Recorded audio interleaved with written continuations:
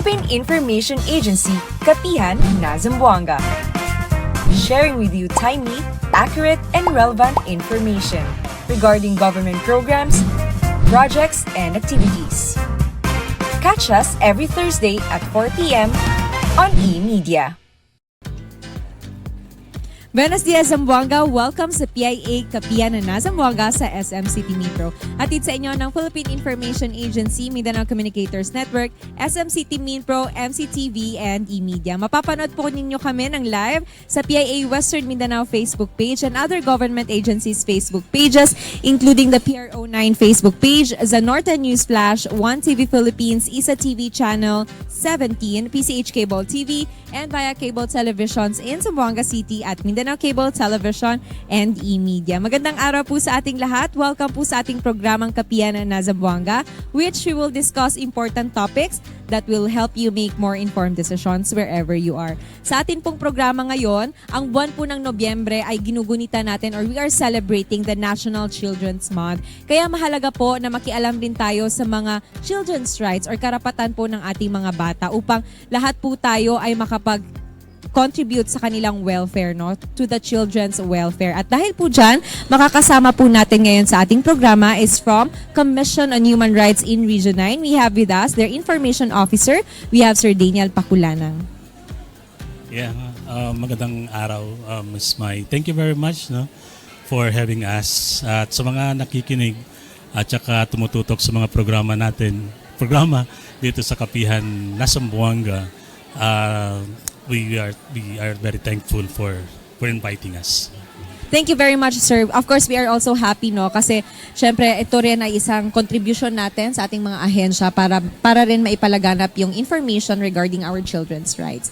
So with that, we will now start po, no, kung ano pa yung mga questions natin patungkol sa ating mga children's rights. With that, ano po yung mga areas natin focus for the Commission on Human Rights when it comes to protecting the rights of children in the Philippines or in the region?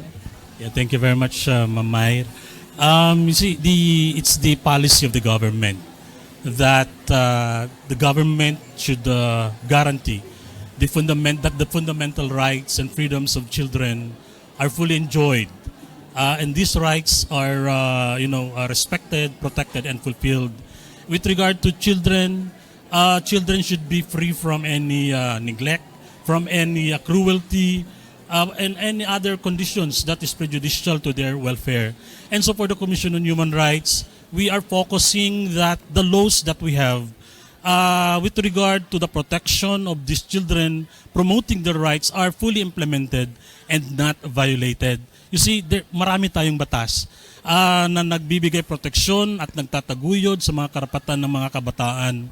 Isa na dyan yung pinakauna nating batas, yung Presidential Decree 603, giving special protection and welfare to children. And we have international law that we have ratified, the Convention on the Rights of the Child. We have the 7610, giving special protection to Filipino children. The anti-online sexual abuse against children, the OSAEC law. The early child marriage, and there are so many other laws, Mamay, that protects them. And yet we hear reports about violations. And so what we are focusing, Ms. Mai, with regard to the protection, promotion of their rights, is that these laws that we have to implement this to the fullest and that no violation will be committed. Yes. Actually, that's true po, Sir Dan, no, na napakarami nating laws, regulations, napakaraming batas. Pero yet, however, we still receive reports na involving children, minors, na ganito nga, may mga incidents pa rin in Region 9. So sa dami ng laws natin, I'm sure na marami rin pong applicable itong mga batas na to sa mga different government agencies. It's not only the focus for the Commission on Human Rights. So how do we collaborate po sa ating other government agencies, NGOs, if ever po, if possible, in ensuring talaga the protection of our promotion of the children's rights? I know marami tayong mga committee, mga council that we are involved in. Tama po. The promotion and protection of the rights of children cannot be lodged in one agency. An agency cannot claim that kami lang ang may karapatan, may obligasyon para magpataguyod or magprotect sa mga karapatan ng mga kabataan. It's actually, we have to look at this as like a joint and solidary obligation of all agency for that matter, because lahat ng mga agency for that matter, Ma'am Mayer, lahat meron silang mga stake sa mga kabataan. Kami sa Commission on Human Rights, how do we collaborate with them? We are member of the vital interagency bodies and also the advisory councils that we have. Not only that, we have strengthened our partnership with well-meaning civil society organizations and non-governmental organizations, including human rights defenders, catering for the welfare of the children as well. And so with this mechanism, we got to share our plans, our programs with them, and we try to fuse our efforts. We try to focus our resources in order to promote the rights of the children. Now, if there will be violations, we can assist in the conduct of investigation, or we can conduct parallel investigation and demand for accountability. Yeah. So pwede po siyang together with other government agencies, but you also conduct your own Yes, ma'am. investigation. So because you mentioned about the conduct of investigation, can you provide sa amin po yung overview po natin ng most common human rights violations against children that your office has encountered? All right. For cases that we have catered for children alone, mas maraming kaso that involve sexual assault. No, nandiyan yung mga statutory rape, nandiyan yung acts of lasciviousness. We have it on record, no? Meron din pong murder committed against a minor. Meron din pong cases of violation of the anti-child marriage. So ito yung mga kaso, among other cases that we are handling, ito yung mga kaso na nandyan sa opisina natin, Ma'am Maya. So paano po yung nagiging process niya, sir? Yung investigation, yung process niya ng investigation, napapadali po ba natin or na-resolve ba natin most of the cases? Yeah, actually the protection unit natin, no, the lawyers and the investigators, they have a number of days to resolve the cases, no. If I am not mistaken, nasa mga 120 days. Kailangan ma-resolve na yan at saka may refer na sa proper forum. So pwedeng walk-in, no? Pwedeng walk-in or through motu proprio investigation, yeah. Actually, yan yung isa sa mga challenges natin, sir, na may mga reports tayo, pero takot silang pumunta sa mga opisina, mag-report sa mga police stations, natatakot sila. So, ano usually yung ina-advise natin sa mga ganitong cases na for them not to be afraid, no, of coming out? Yan, if you will not going to stand for your rights, nobody will perhaps, no. Kaya we are calling the people. Now, if we are standing for the rights of those vulnerable, we are not doing it for them. Ginagawa natin ito para sa atin and for our future generations. Karamihan, ayaw na nilang mag-report kasi may mga violators, perpetrators are related to them. Yung mga incestuous rape, for instance. Pero we should not tolerate this, no? Kasi a violation committed against one individual, that is already too many. Thank you very much po, sir, no, for emphasizing that, because that is very important talaga na isa sa mga kinakaharap nating challenges that they are afraid because they are related. Usually mga lang nila, mga family members lang nila who commits this crime against them or yun nga against the children. So ito yung mga isang sa mahalaga na ma-emphasize natin for them to not be afraid nga to come out para po ma-solve yung kanilang mga cases and yung mga challenges nila. Paano po yung CHR po, how does the CHR support yung implementation naman po ng ating national? You mentioned po including the international laws in the protection po ng ating children's rights, such as yung Convention on the Rights of the Child. Yeah. Paano tayo nagsusupport, no? See, part of our mandate, the constitutional mandate that we have, is the CHR is mandated to monitor the Philippine government's compliance to international treaty obligations. Marami tayong niratify na mga batas. one of which is the Convention on the Rights of Children. Meron ding Convention on the Elimination of Discrimination against women, Convention against torture, among other things. So we monitor this. No? We monitor whether or not the government is complying with its international obligation. Pag wala pa, halimbawa, pag kulang yung commitment ng government, then we can lobby for the passage of a domestic law, a counterpart of that international law. Pag meron na, then we help popularize it. We go to the grassroots and we popularize that particular law. Okay? And gagawa tayo ng mga they call this community-based dialogue. Titingnan natin how the law is being implemented on the ground. If there are violations, again, papasok si protection services natin. And I know medyo sensitive nga kasi vulnerable nga yung ating sector on children. Medyo sensitive din yung pag-handle ng kanilang mga cases. We know that po, no, na. And then what po yung ating mga legal protections that are currently in place po for children who are victims of abuse? You mentioned po kanina exploitation or neglect. And how does the CHR po ensure that these protections are effectively implemented? Yeah, meron tayong mga again, we go back to our mandate, protection services natin. No, pag may mga violations, halimbawa, pag hindi pa sila sigurado na mag-file ng complaint, then our lawyers are willing and ready to give legal advice, the pros and cons of filing or not filing the case. If they are already determined to pursue with the filing of the case, then our investigators will come in and take their affidavits, no? Then other pieces of evidence, and we help build up that case and refer those cases to the proper forum. And also, meron din po tayong program on, we actually created a quick reaction team that can be dispatched at any time of the day or the night or kahit holidays. Pwedeng i-dispatch kung kailangan natin ng i-rescue ang particular na bata. Ang team niyan is composed of a lawyer and an investigator, and papasok din si promotion services natin dyan. So, yan po yung ating mga actions, no, when it comes to kapag meron na tayong mga i-rescue na bata.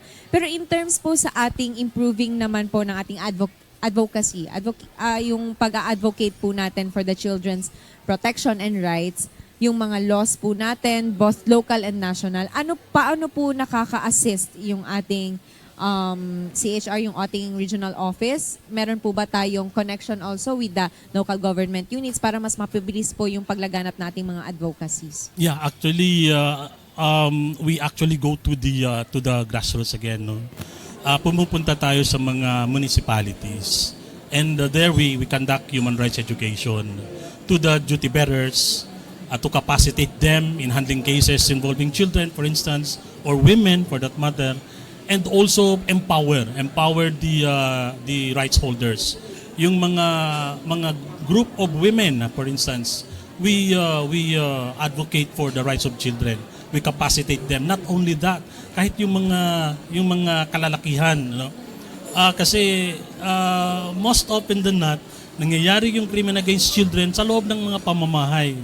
At ang gumagawa ng mga krimen na yan, yung mga taong dapat na mag-protect sa kanila. And yet, nakikita natin yung mga kaso na mga ganito. So we also include men in our efforts to advocate for the rights of children. Kasi meron tayong program na Women Defenders of Women's Rights naman, including the children, of course. Napakagandang advocacy po nun, sir, no, na syempre kasama po yung ating yung men to advocate yung ating children's rights and especially women's rights din. Sir, regarding naman po, you mentioned on sa ating mga municipalities, paano po yung ating mga remote areas, paano po natin sila na papangalagaan? Paano po natin na-assure or na-ensure dito sa mga remote areas na ito, yung pag-advocate din ng ating or yung pag-address ng child abuse? Yeah, yung area, no, of operations natin, our area of operation, we cover practical the whole Western Mindanao areas. And dito sa area natin, may mga lugar talaga na na remote, no? No, aside from the traditional way of addressing violations committed against children, yung pupuntahan natin yung mga area, in response to the demand of the technological demands, by the way, the Commission on Human Rights now have launched this program, the online complaint portal. Tawag namin dyan CHR mismo, Serbisyong Oral mismo. It's an acronym, Ms. Mai.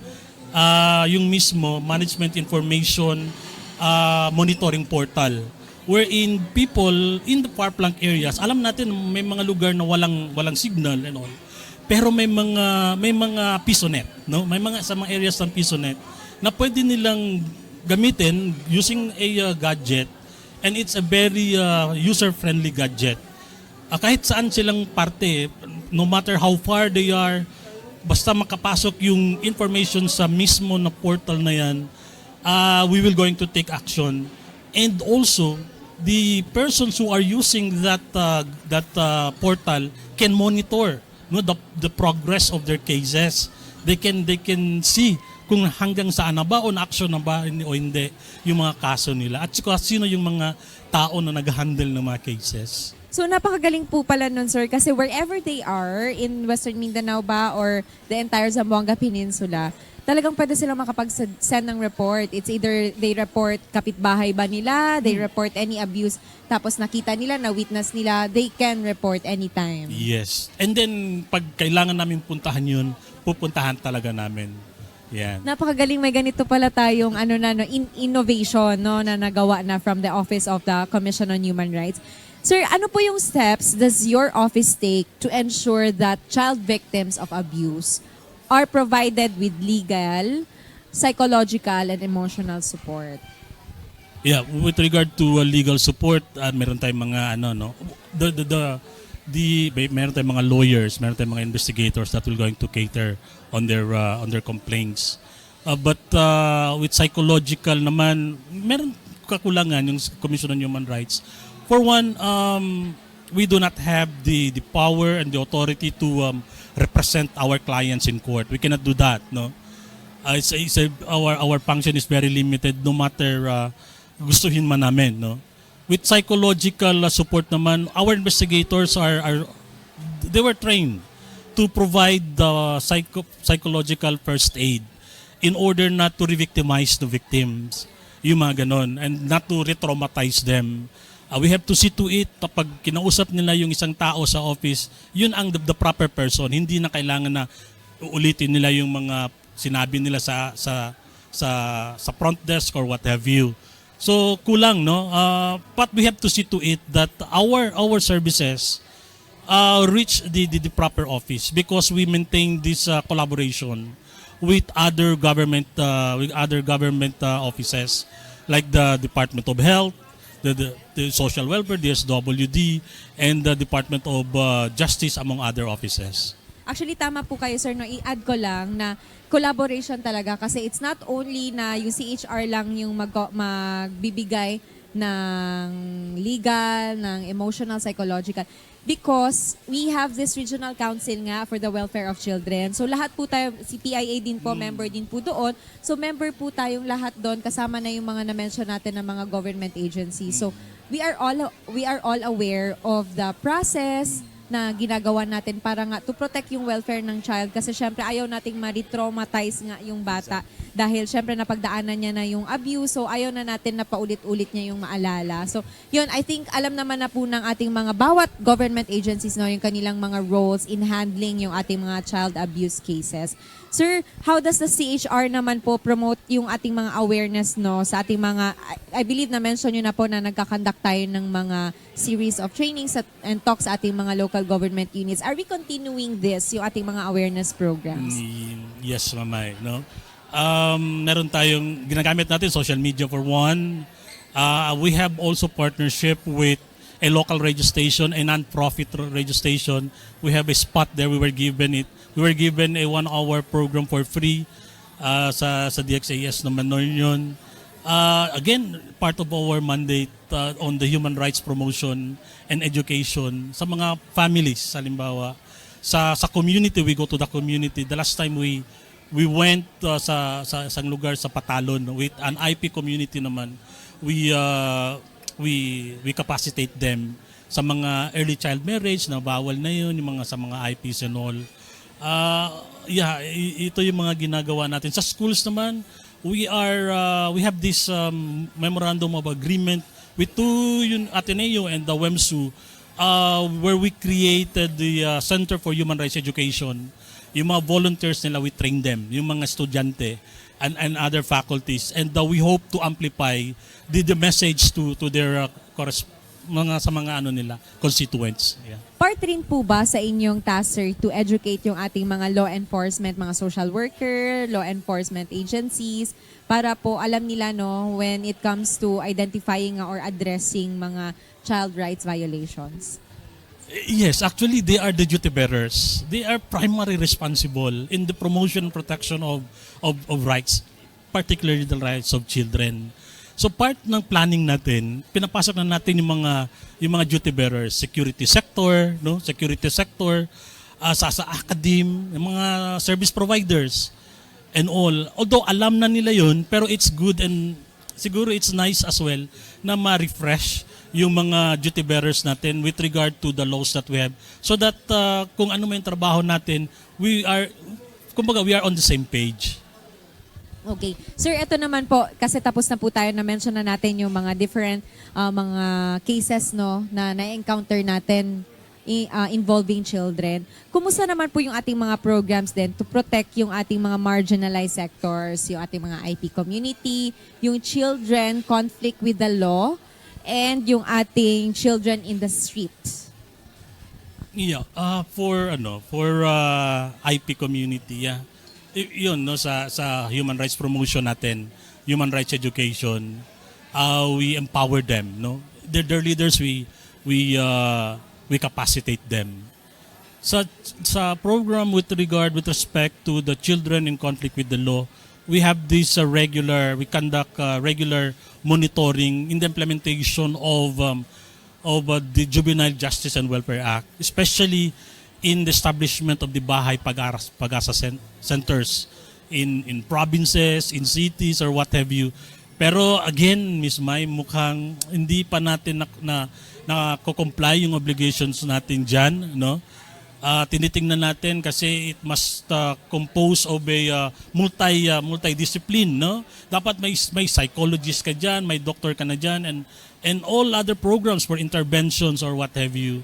Now, yung mga children on streets naman, it's a economic problem, So we issue policy recommendation, policy advisory sa mga local governments to look into the welfare of the children on the streets. Although hindi naman kasalanan na makikita natin yung mga bata na sa lansangan, pero bibigyan natin ng karampatang programa and atensyon, Ito yung mga kabataan natin. Yeah. Actually, napakarami po ng scope ng human rights pagdating sa mga bata. Kasi how about din po yung ating mga vulnerable children na affected by the poverty, lack of access to education, and yung ating mga other socio-economic challenges. Paano po to na nakakatulong yung CHR in this type of problems natin? Yeah.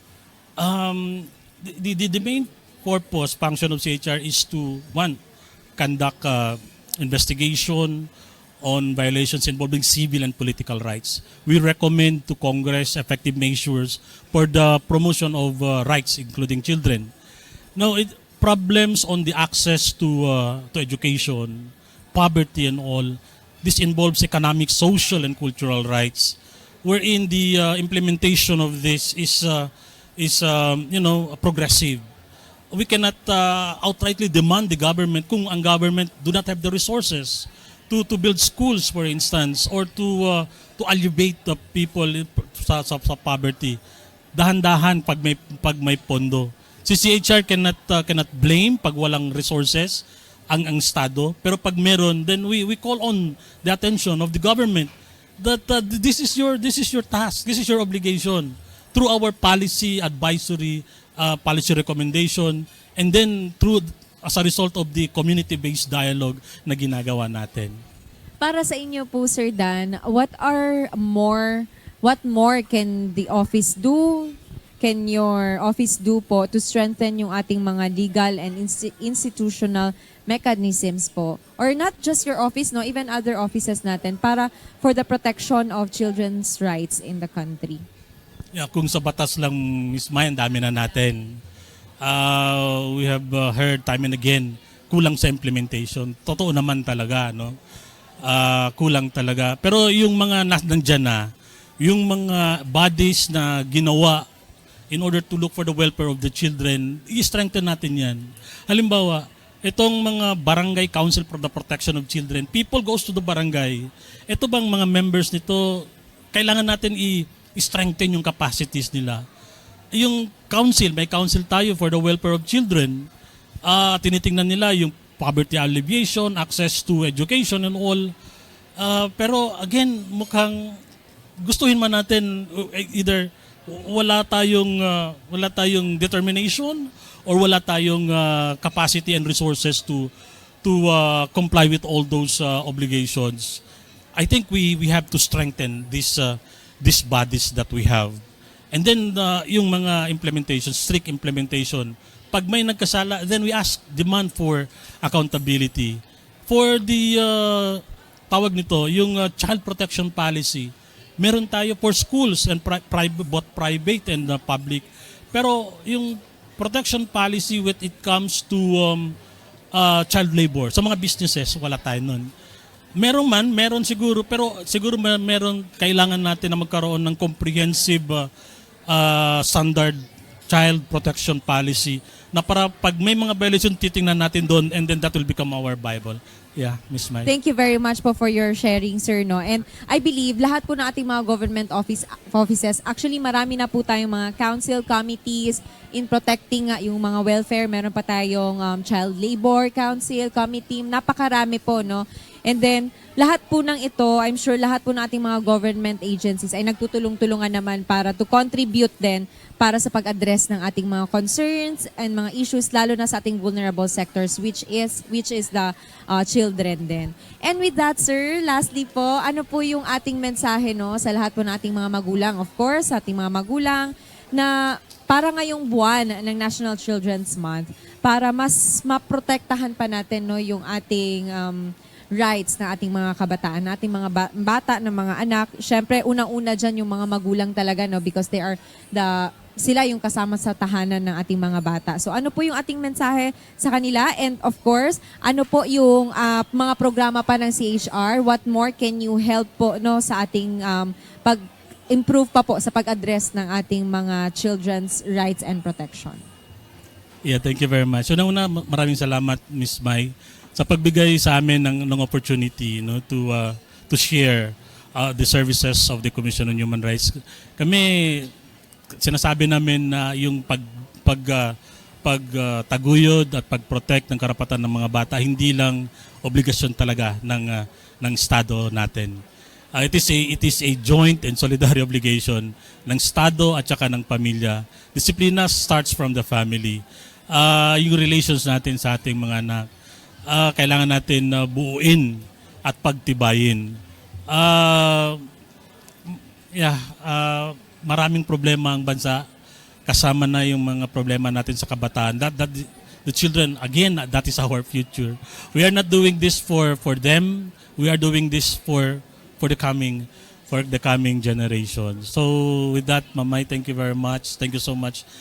Sa ngalan po ng aming Regional Director, si Attorney Judeline Makampili, kami po ay nagpapasalamat ng lubos sa inyo, sa PIA at sa programa ninyo. Salamat. Thank you very much po once again, Sir Daniel Pakulanang of Commission on Human Rights. Thank you very much po. Thank you din sa buong ng Commission on Human Rights sa pagsuporta rin po sa ating programa. And thank you po, talagang napakahalaga po ng ating impormasyon na naibahagi ngayong araw sa ating mga viewers and listeners. Thank you very much po once again, Sir Dan. And thank you din sa ating mga viewers and listeners. Hopefully po marami tayong nakuhang mahalagang impormasyon, lalong-lalo na po in the protection of our children's rights. Kaya sabay-sabay po natin gunitain, no? Let's celebrate po ang ating National Children's Month ngayong buwan ng Nobyembre. Sabay-sabay po nating pahalagahan at protektahan po yung mga karapatan po ng mga bata.